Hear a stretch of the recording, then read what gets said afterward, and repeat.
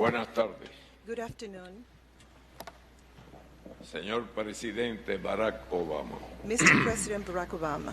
Nos complace recibirlo en la primera visita de un We are mandatario pleased de los to Estados welcome Unidos on this, a nuestro the país first visit después de of a President 88 of the años. United States of America to our country in 88 years. Constatamos que en los 15 meses transcurridos We have observed that in the 15 months that have passed since the decision was made to establish our diplomatic relations, we have obtained concrete results. We were able to resume direct postal exchanges, and we signed an agreement to resume commercial flights. We have signed 2 memorandums of understanding on the protection of the environment and maritime areas, and another one to secure the safety of sea navigation. Today, another one will be signed on cooperation in the area of agriculture. At the moment, another set of bilateral instruments are being negotiated to cooperate in such areas as counter-narcotics, the safety of commerce and travelers, and health. About this last issue, we have agreed to deepen our cooperation in the prevention and treatment of transmissible diseases such as Zika and non-transmissible chronic diseases, cancer included. This cooperation is beneficial not only for Cuba and the United States, but also for our hemisphere at large. Following the decisions made by President Obama to modify the application of some aspects of the blockade, Cuban enterprises and their American counterparts are working to identify possible commercial operations that could materialize in the still restrictive framework of existing regulations. The fact is that some have already materialized, especially in the area of telecommunications, an area in which our country already has a program designed on the basis of its priorities and the necessary technological sovereignty, one that can secure their appropriate use at the service of national interests.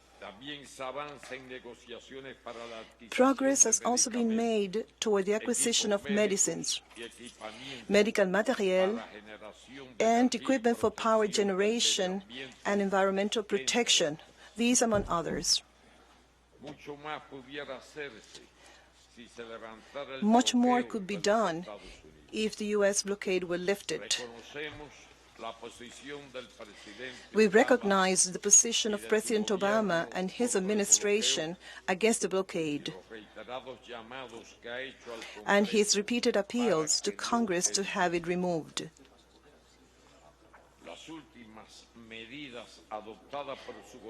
The most recent measures adopted by his administration are positive, but insufficient.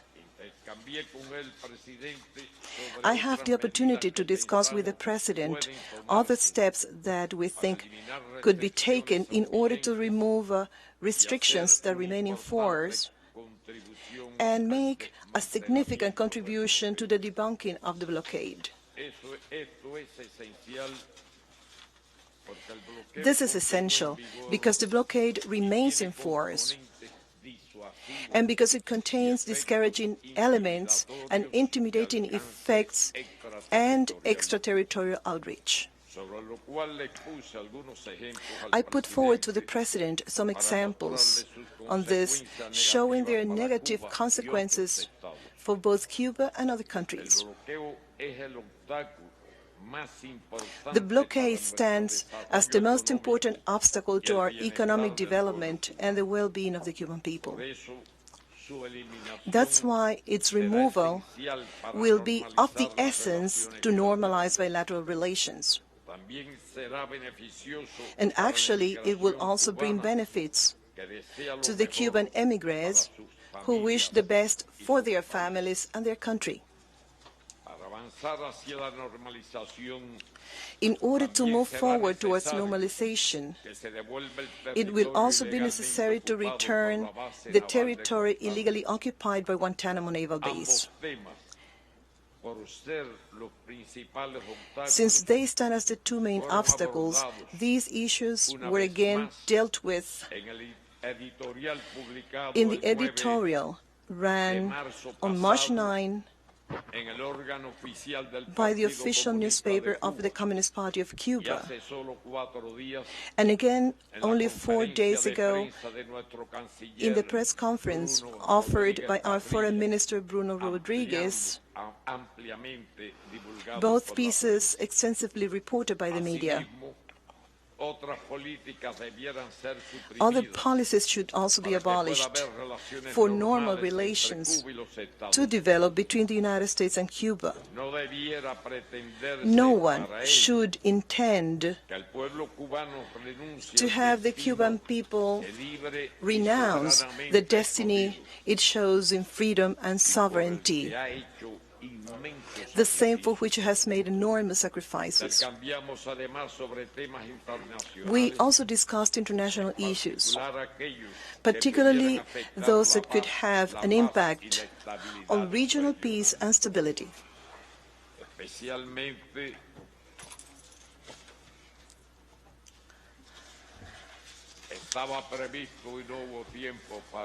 We had thought to discuss other issues, but we did not have enough time. I had planned to raise our concern over the destabilization some are trying to promote in Venezuela, something which we consider to be counterproductive to the overall situation in the continent. I did not have the chance to raise it with them. I'm raising it here. Likewise, we talked about the ongoing peace process in Colombia and the efforts to put an end to that conflict. There are profound differences between our countries that will not go away, since we hold different concepts on many subjects, such as political systems, democracy, the exercise of human rights, social justice, international relations, and world peace and stability. We defend human rights. In our view, civil, political, economic, social, and cultural rights are indivisible, interdependent, and universal. Actually, we find it inconceivable that a government does not defend and ensure the right to health care, education, social security, food provision and development, equal pay, and the rights of children. We oppose political manipulation and double standards in the approach to human rights. Cuba has much to say and show on this issue. That is why I have reiterated to the President our willingness to continue moving forward with the dialogue on this matter that was already initiated. On December 17, 2014, as we announced the decision to reestablish diplomatic relations, I said that we should learn the art of coexisting with our differences in a civilized manner. In my remarks to Parliament on July 15, 2015, I said, changing everything that needs to be changed is the sovereign and exclusive concern of Cubans. The revolutionary government is willing to advance toward normalization of relations, for it is convinced that both countries can coexist and cooperate in a civilized manner and for their mutual benefit, regardless of existing and future differences, and thus contribute to peace, security, stability, development, and equity in our continent and around the world. Today, I reaffirm that we should exercise the art of civilized coexistence, which involves accepting and respecting differences, and preventing these from becoming the center of our relationship. We should instead promote links that can benefit both our countries and peoples, while focusing on those things that bring us closer and not on those that pull us apart. We agree that a long and complex path still lies ahead. But what is most important is that we have started taking the first steps to build a new type of relationship, one that has never existed between Cuba and the United States. Actually, destroying a bridge can be an easy and quick undertaking. However, its solid reconstruction can prove a lengthy and challenging endeavor. After 4 failed attempts, and giving proof of her will and perseverance, on September 2, 2013, American swimmer Diane Nyad managed to cross the Florida Straits swimming without an anti-shark cage to protect her. For that exploit of conquering the geographical distance between our two countries,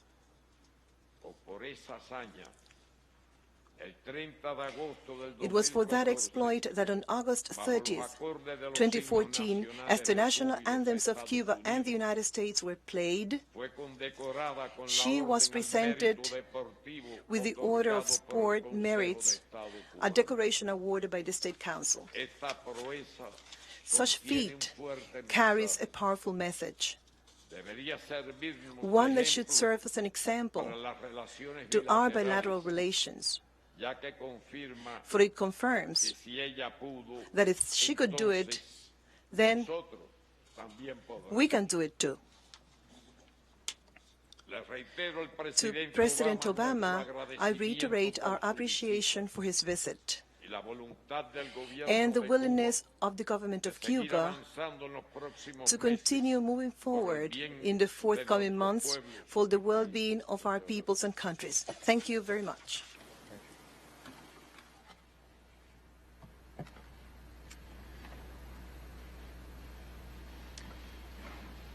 Buenas tardes,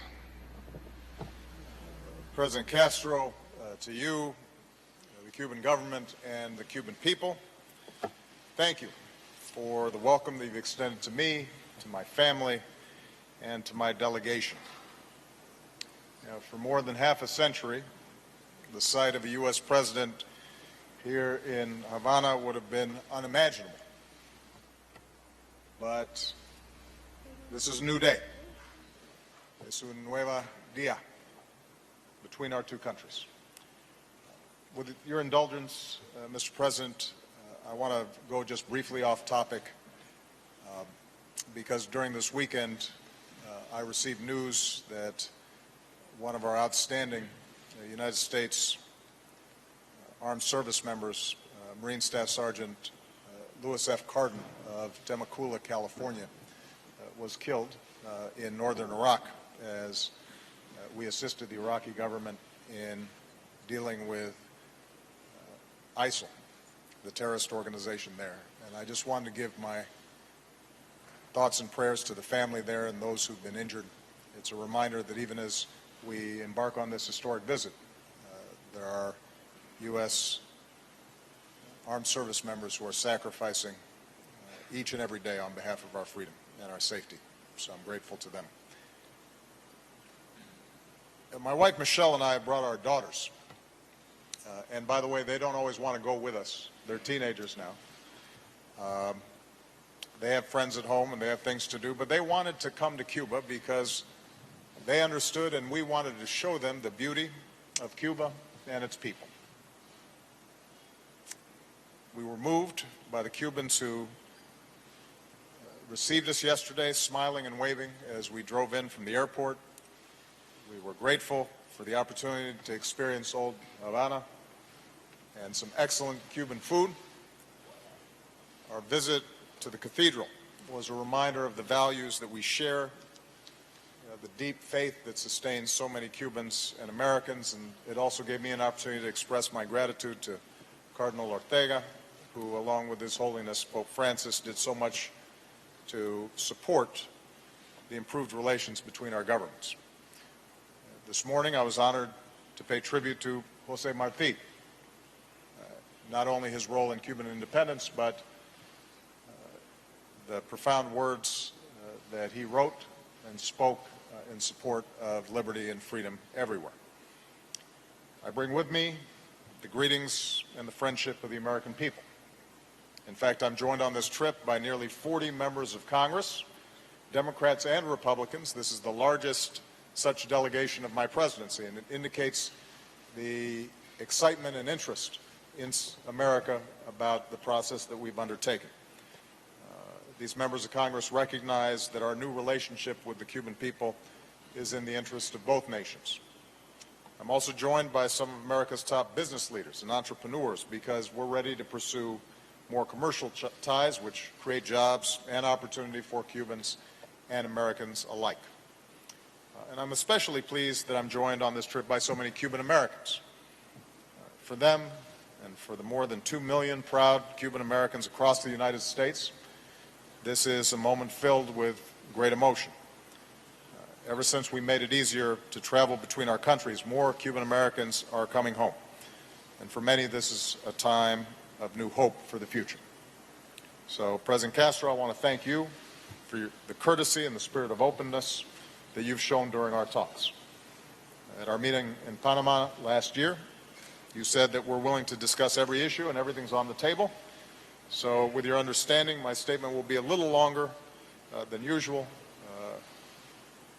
President Castro always jokes with me about how long Castro brother speeches can be, but I'm going to actually go a little longer than you probably today, with your indulgence. We have a half a century of work to catch up on.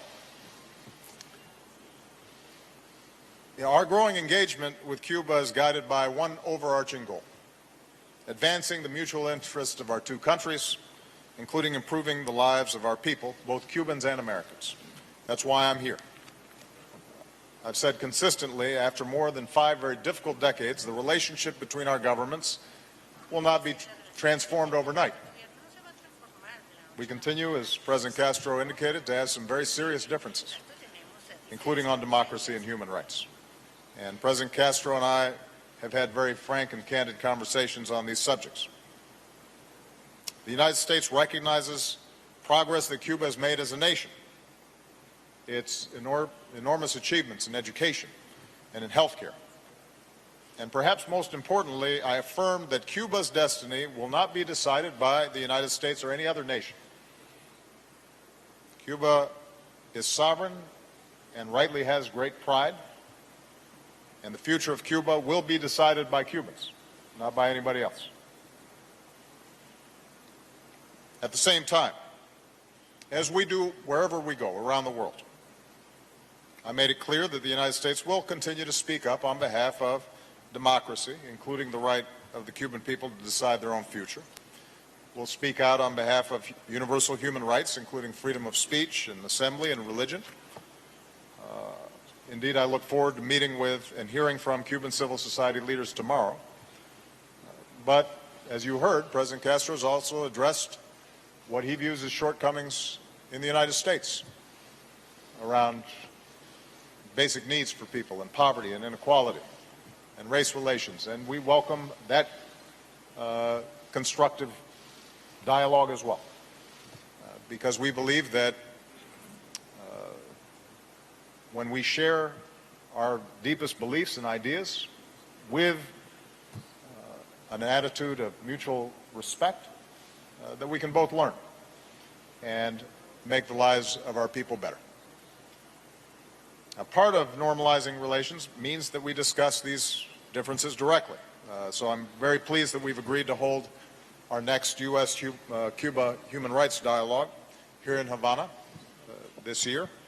And both of our countries will welcome visits by independent United Nations experts as we combat human trafficking, which we agree is a profound violation of human rights.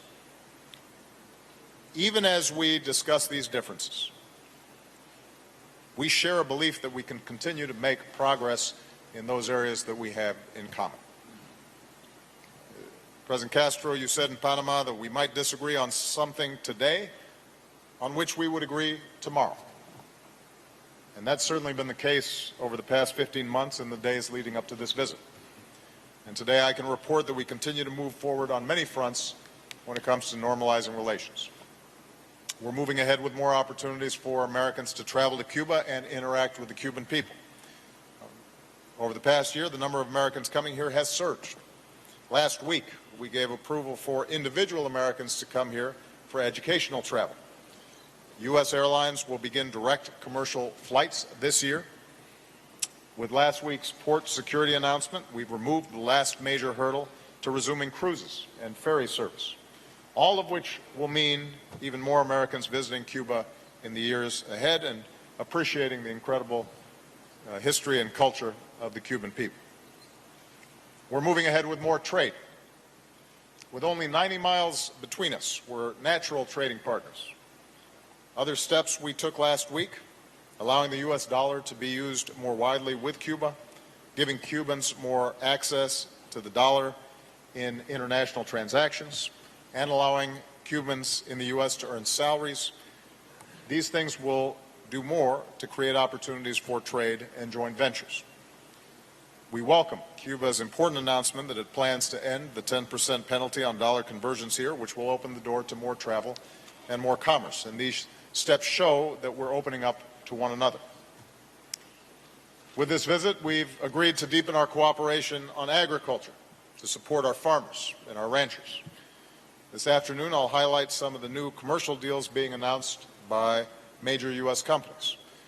And just as I continue to call on Congress to lift the trade embargo, I discussed with President Castro the steps we urge Cuba to take to show that it's ready to do more business, which includes allowing more joint ventures and allowing foreign companies to hire Cubans directly. We're moving ahead with our efforts to help connect more Cubans to the Internet and the global economy. Under President Castro, Cuba's set a goal of bringing Cubans online, and we want to help.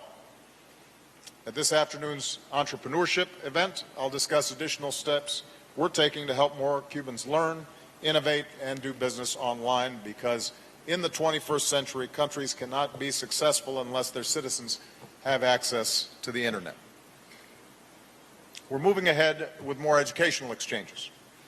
Thanks to the generous support of the Cuban American community, I can announce that my 100,000 Strong in the Americas initiative will offer new opportunities for university students to study abroad, more Americans at Cuban schools and more Cubans at U.S. schools. And going forward, educational grants and scholarships will be available to Cuban students. And in partnership with the Cuban government, we'll offer more English language training for Cuban teachers, both in Cuba and online. Now, even as Cubans prepare for the arrival of the Rolling Stones, we're moving ahead with more events and exchanges that bring Cubans and Americans together as well. We all look forward to tomorrow's matchup between the Tampa Bay Rays and the Cuban national team. More broadly, we're moving ahead with partnerships in health, science, and the environment. Just as Cubans and American medical teams have worked together in Haiti against cholera and in West Africa against Ebola, and I want to give a special commendation to Cuban doctors who volunteered and took on some very tough assignments to save lives in West Africa in partnership with us and other nations. We very much appreciate the work that they did. Our medical professionals will now collaborate in new areas, preventing the spread of viruses like Zika and leading new research into cancer vaccines. Our governments will also work together to protect the beautiful waters of this region that we share. And as two countries threatened by climate change, I believe we can work together to protect communities and our low-lying coasts. And we're inviting Cuba to join us and our Caribbean and Central American partners at this spring's Regional Energy Summit in Washington. And finally, we're moving ahead with our closer cooperation on regional security. We're working to deepen our law enforcement coordination, especially against narco-traffickers that threaten both of our peoples. I want to thank President Castro and the Cuban government for hosting peace talks between the Colombian government and the FARC, and we remain optimistic that Colombians can achieve a lasting and just peace. And although we did not have an extensive discussion of Venezuela, we did touch on the subject, and I believe that the whole region has an interest in a country that is addressing its economic challenges, is responsive to the aspirations of its people, and is a source of stability in the region. That is, I believe, an interest that we should all share. So again, President Castro, I want to thank you for welcoming me.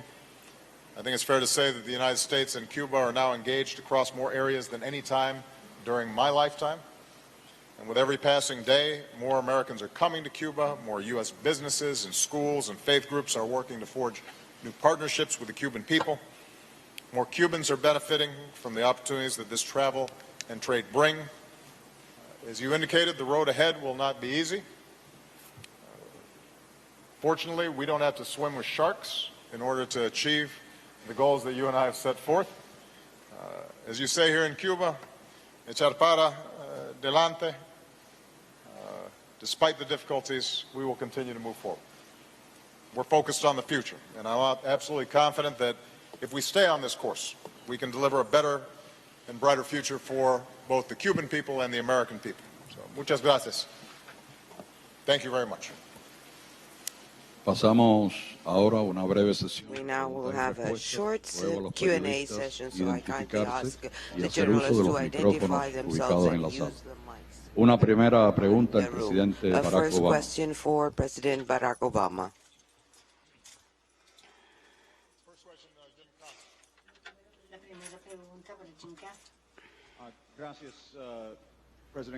Thank you, President Castro, for your hospitality here in Havana.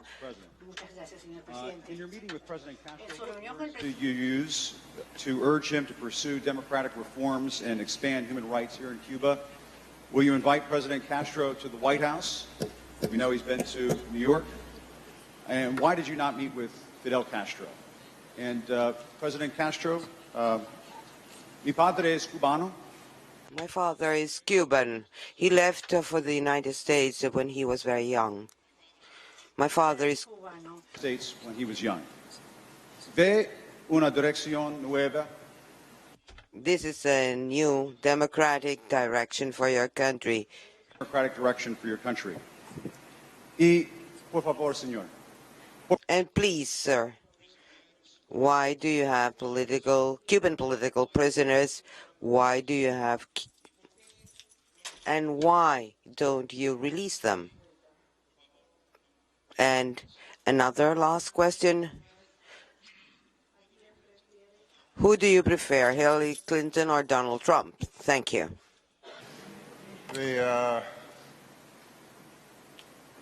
Well, as I think we both indicated, we had a very frank conversation around issues of democracy and human rights. Our starting point is that we have two different systems of government, two different economies, and we have decades of profound differences, both bilaterally and internationally. What I have said to President Castro is that we are moving forward and not looking backwards, that we don't view Cuba as a threat to the United States. I hope that my visit here indicates the degree to which we're setting a new chapter in Cuban-American relations. But as is true with countries around the world where we have normalized relations, we will continue to stand up for basic principles that we believe in. America believes in democracy. We believe that freedom of speech and freedom of assembly and freedom of religion are not just American values, but are universal values. They may not express themselves exactly in the same way in every country. They may not be enshrined in the founding documents or constitutions of every country the same way or protected legally in exactly the same ways, but the impulse, the human impulse towards freedom, the freedom that Jose Marti talked about, we think is a universal longing. President Castro, I think, has pointed out that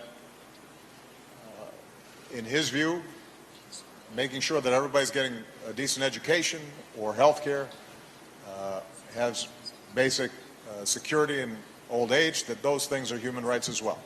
I personally would not disagree with that. But it doesn't detract from some of these other concerns. And the goal of the human rights dialogue is not for the United States to dictate to Cuba how they should govern themselves, but to make sure that we are having a frank and candid conversation around this issue, and hopefully that we can learn from each other. It does not mean that it has to be the only issue we talk about. Economics, health, scientific exchanges, international cooperation on issues of regional as well as global import are also important. But this is something that we are going to stay on. I actually welcome President Castro commenting on some of the areas where he feels that we're falling short, because I think we should not be immune or afraid of criticism or discussion as well. Here's the one thing I do know, is that when I talk to Cuban Americans, and Jim, you're second generation, and so I think I speak not for you directly, but for many that I talk to around the United States. I think there's enormous hope that there can be reconciliation, and the bridge that President Castro discussed can be built between the Cuban American community and Cubans here. There are family ties and cultural ties that are so strong, and I think everyone would benefit from those ties being reestablished. One of the impediments to strengthening those ties is these disagreements around human rights and democracy. And to the extent that we can have a good conversation about that and to actually make progress, that I think will allow us to see the full flowering of a relationship that is possible. In the absence of that, I think it will continue to be a very powerful irritant. This is not unique to U.S.-Cuban relations. It's one that, as you know, I have conversations with when we go to bilateral meetings with some of our very close allies, as well as countries that we don't have as close of a relationship to. But I think it is something that that matters. And I've met with people who've been subject to arbitrary detention, and that's something that I generally have to speak out on because I hear from them directly and I know what it means for them. Go ahead. Excuse me.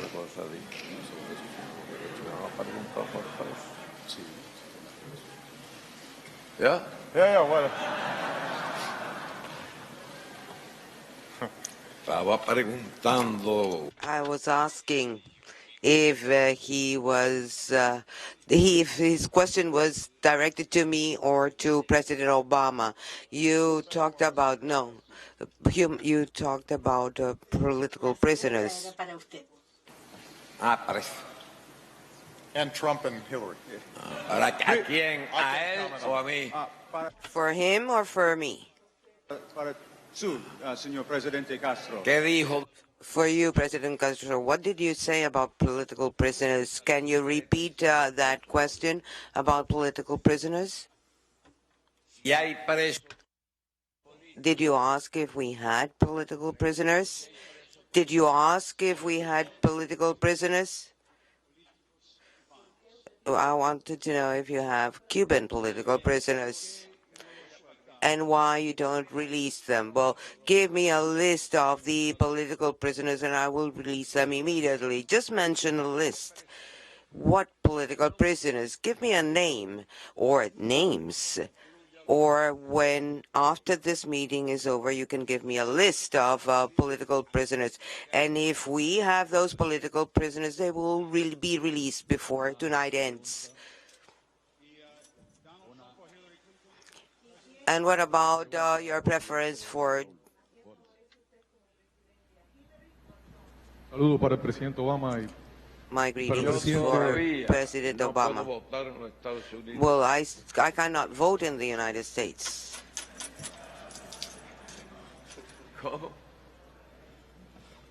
Una pregunta para el presidente. My question is for President Raúl Castro. My name is Boris Frente. I'm from the Cuban TV. President Raúl Castro, you have repeatedly stated, and today once again, that we must learn to coexist in a civilized manner with our differences. Could you broaden this concept at this historical moment that we are living? And then I have a brief question for President Obama. President Obama, could U.S. government give more space to eliminate the U.S. blockade during your mandate so that another generation of Cubans would not have to suffer this economic and commercial blockade against Cuba? The first question was for me. Please repeat your question because I couldn't hear well. You have said repeatedly that we must learn to coexist in a civilized manner with our differences. Well, President Obama himself has referred to that. We have given the first steps, many for being the first steps, and we must continue giving these steps. And I'm sure that we will be able to coexist peacefully in an environment of mutual cooperation, as we are doing already in many fields, for the benefit of both countries and for the benefit of other countries, as we have already done in Haiti when the cholera, and in Africa with the Ebola. That is the future of mankind if we want to save the human species. Though the water grows and, or the level of water grows and the island may become smaller. That is, you are making too many questions to me. I think questions should be directed to President Obama. So we have administratively already made a number of modifications on the embargo. I referred to a number of them in my opening statement. And we've actually been fairly aggressive in exercising as much flexibility as we can, given that the law putting the embargo in place has not been repealed by Congress.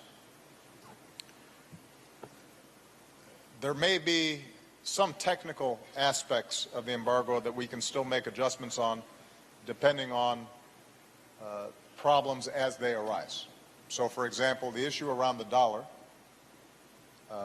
and the need to make modifications in terms of how the embargo was implemented to encourage rather than discourage reforms that the Cuban government itself is willing to engage in and to facilitate greater trade and commerce.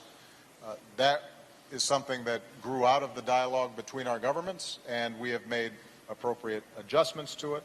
It will take some time for commercial banks to understand the new rules, but we actually think that this is an area where we can improve current circumstances. But I'll be honest with you that the list of things that we can do administratively is growing shorter, and the bulk of changes that have to be made with respect to the embargo are now going to rely on Congress making changes. I've been very clear about the interest in getting that done before I leave. Frankly, Congress is not as productive as I would like during presidential election years. But the fact that we have such a large congressional delegation with Democrats and Republicans with us is an indication that there is growing interest inside of Congress for lifting the embargo. As I just indicated in my earlier answer, how quickly that happens will in part depend on whether we can bridge some of our differences around human rights issues, and that's why the dialogue, I think, is so important. It sends a signal that at least there's engagement between the two countries on these matters. Okay? Now, I promised the President I would take one more question. Andrea Mitchell of NBC. Andrea, if you can get the mic. Thank you, Mr. President.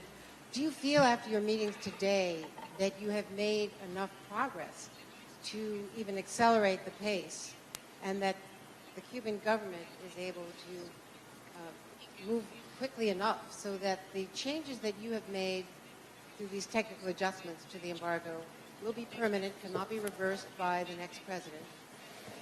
And what advice have you given to President Castro about the ability of having the blockade, the embargo lifted? Because he has said again today, this is a continuous issue which is blocking progress from their standpoint. And you said the conversations about human rights were frank and candid, and that you want to move forward. But even as you were arriving, there were dramatic arrests of peaceful protests, the ladies in white. What signal does that send? I mean, can you have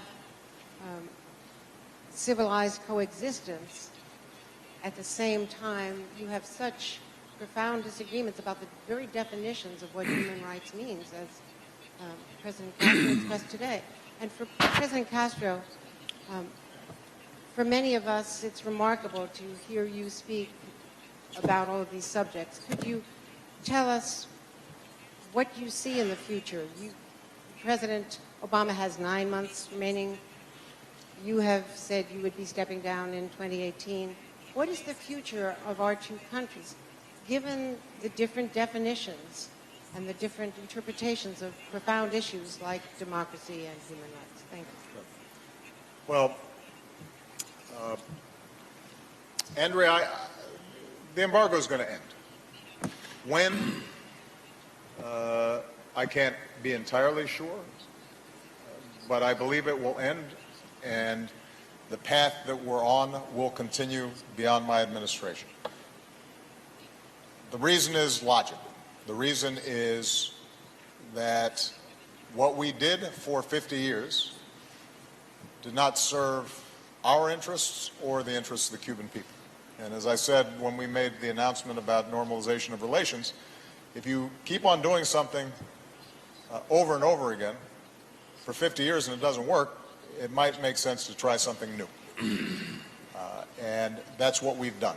And the fact that there has been strong support, not just inside of Congress, not just among the American people, but also among the Cuban people, indicates that this is a process that should and will continue.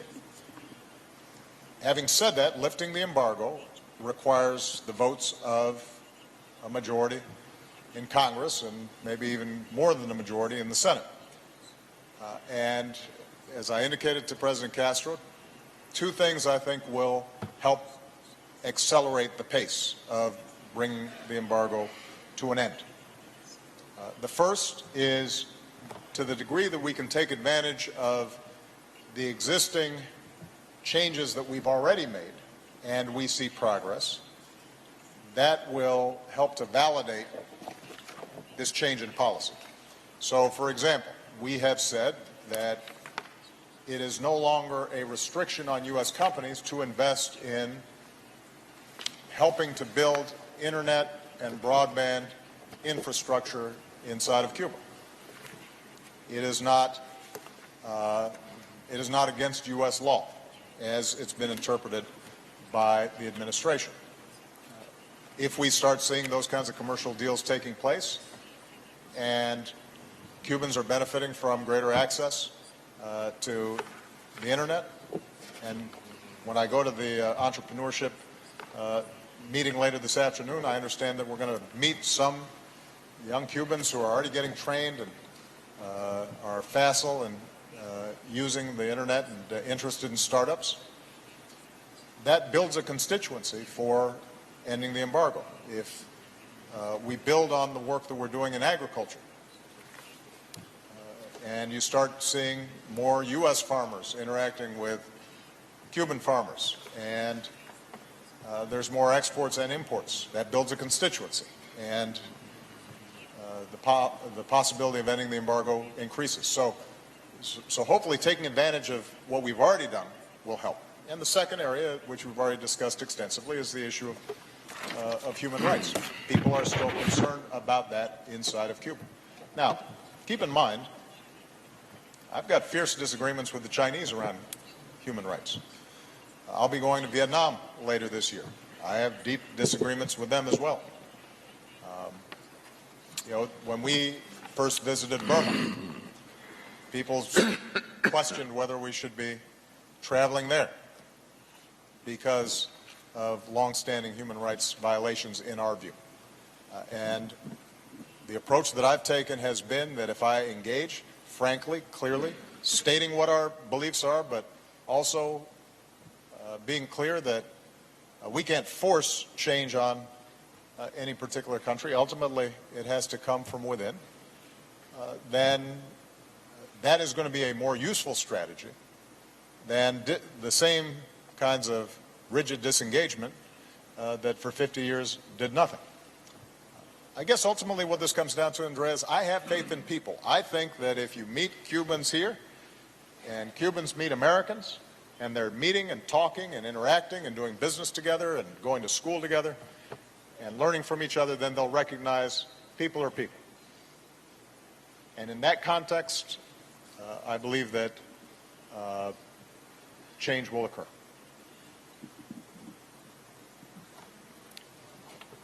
President Castro. Okay, now I'm done, but Senor Presidente, I think Andrea had a question for you just about your vision. It's up to you. He did say he was only going to take one question, and I was going to take two, but I leave it up to you if you want to address that question. Por favor.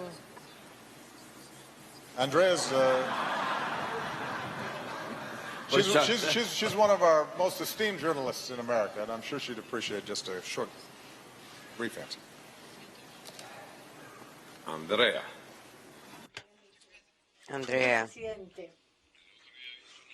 The other day I asked a question to our foreign minister,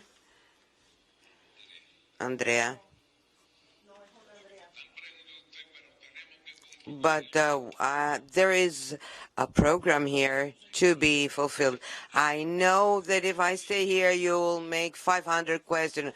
I said that I was going to answer one. Well, I'll answer 1.5. President Obama has already helped me out with the answer here. Andrea. Well, Andrea.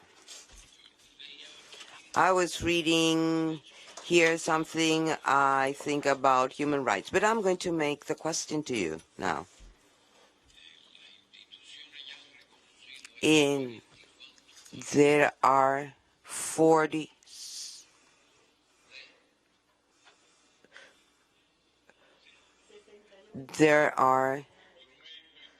61 international instruments recognize how many countries in the world comply with all the human rights and civil rights that have been included in these 61 instruments. What country complies with them all? Do you know how many? I do. None. None whatsoever. Some countries comply some rights, others comply others, and we are among these countries. Out of these 61 instruments, Cuba has complied with 47 of these human rights instruments.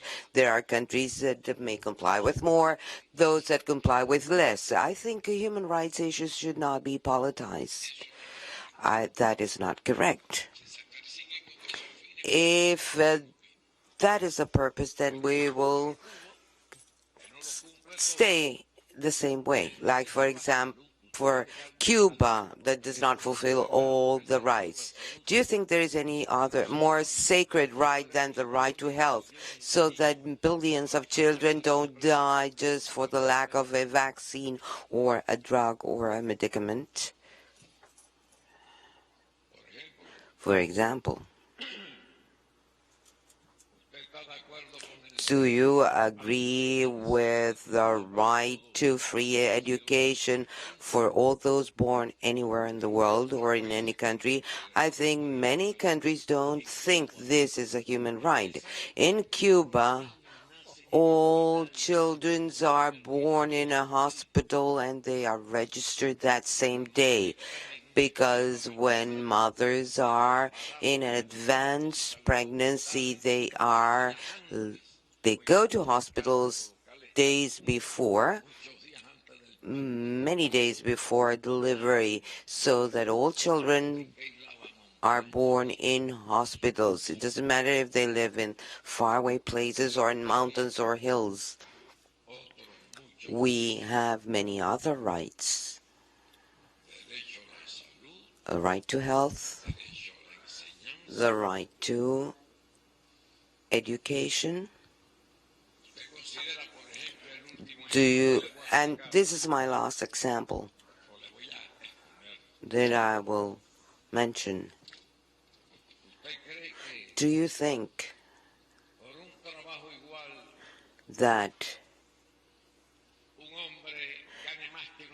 for equal work, men get better paid than women just for the fact of being a woman? Well, in Cuba, women get same pay for same work.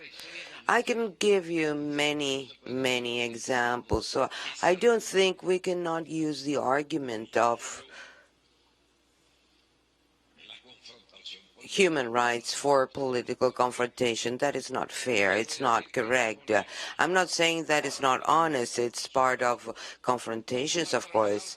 But let us work so that we can all comply with all human rights.